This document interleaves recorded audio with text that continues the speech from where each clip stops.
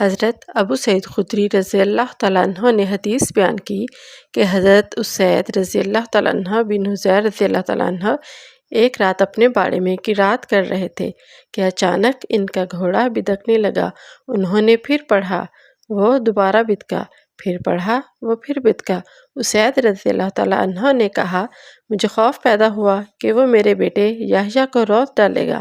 میں اٹھ کر اس کے پاس گیا تو اچانک چھتری جیسی کوئی چیز میرے سر پر تھی، اس میں کچھ چراغوں جیسا تھا، وہ فضا میں بلند ہو گئی حتیٰ کہ مجھے نظر آنا بند ہو گئی۔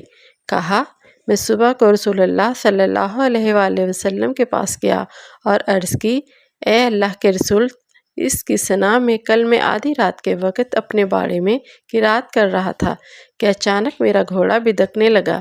رسول اللہ صلی اللہ علیہ وآلہ وسلم نے فرمایا، ابن حذیر رضی اللہ تعالیٰ عنہ پڑھتے رہتے۔ میں نے عرض کی، میں پڑھتا رہا۔ پھر اس نے دوبارہ اچھل کود کی۔ رسول اللہ صلی اللہ علیہ وآلہ وسلم نے فرمایا، ابن حذیر پڑھتے رہتے۔ میں نے کہا، میں نے قرات جاری رکھی۔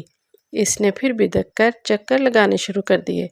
رسول اللہ صلی اللہ علیہ وآلہ وسلم نے فرمایا، ابن حذیر پڑھتے رہتے۔ میں نے کہا، پھر میں نے چھوڑ دیا۔ میرا بیٹا یحییٰ اس کے قریب تھا، میں ڈر گیا کہ وہ اسے رونت دے گا، تو میں نے چھتری جیسی چیز دیکھی، اس میں چراغوں کی طرح کی چیزیں تھیں، وہ فضا میں بلند ہو گئی حتیٰ کہ مجھے نظر آنی بند ہو گئی۔